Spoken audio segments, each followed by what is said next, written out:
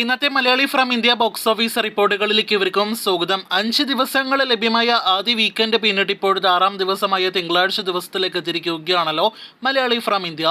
നിവിനെ നായകനാക്കി ഡിജോ സംവിധാനം ചെയ്ത മാജിക് ഫ്രെയിംസിന്റെ ബാനറിലെ ലിസ്റ്റൻ നിർമ്മിച്ച സിനിമയുടെ 6-ാം ദിവസത്തെ കേരള ട്രാക്കിംഗ്, 6 ദിവസത്തെ കേരള വേൾഡ് വൈഡ് എസ്റ്റിമേറ്റ് കണക്കുകളെല്ലാം തന്നെ പുറത്തു വന്നിരിക്കുകയാണ്. അത് പ്രകാരം ഇന്നലെ ഞായറാഴ്ച ഇതേ സമയം 65 ലക്ഷത്തിന് മുകളിലായിരുന്നെങ്കിൽ ഇന്ന് 24 ലക്ഷത്തിന് മുകളിലാണ് തിങ്കളാഴ്ച ദിവസത്തെ കേരള ട്രാക്കിംഗ് ഗ്രോസ് കളക്ഷൻ. ഇന്ന് 50 ലക്ഷം സിനിമയ്ക്ക് കേരളത്തിൽ ഗ്രോസ് കളക്ഷൻ ഉണ്ടാകുമെന്ന് പ്രതീക്ഷിക്കുന്നു. അങ്ങനെയെങ്കിൽ നിവിൻ പോളി നായകനെത്തിയ കഴിഞ്ഞ 5-6 സിനിമകളിൽ ഏറ്റവും മികച്ച ആദ്യ തിങ്കളാഴ്ച കളക്ഷൻ ലഭ്യമാകുന്ന ഒരു നിവിൻ പോളി സിനിമ കൂടിയായിട്ട് മലയാളി ഫ്രം ഇന്ത്യ മാറും. ലവാഷൻ ഡ്രാമയ്ക്ക് ശേഷം നിവിൻ്റെതായിട്ട് തിയേറ്ററുകളിലേക്ക് എത്തിയ സകല സിനിമകളും ആദ്യ തിങ്കളാഴ്ച 10 ലക്ഷത്തിൽ താഴെയെല്ലാം തന്നെയാണ് കേരള ട്രാക്കിംഗ് നേടിയെടുക്കാറ്.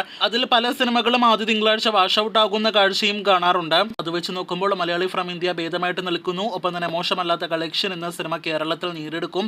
50 ലക്ഷം ടച്ച് ചെയ്യുകയാണെങ്കിൽ 6,50,00,000 മുകളിലേക്ക് സിനിമയുടെ ആദ്യ 6 ദിവസത്തെ കേരള കളക്ഷൻ വരും.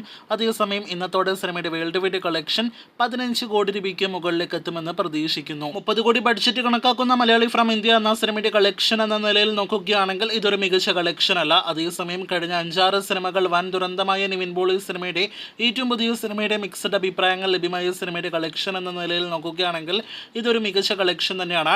കാത്തിരിക്കൂ സിനിമയുടെ ഫൈനൽ വരെയുള്ള ബോക്സ് ഓഫീസ് റിപ്പോർട്ടുകൾ കേട്ടാം.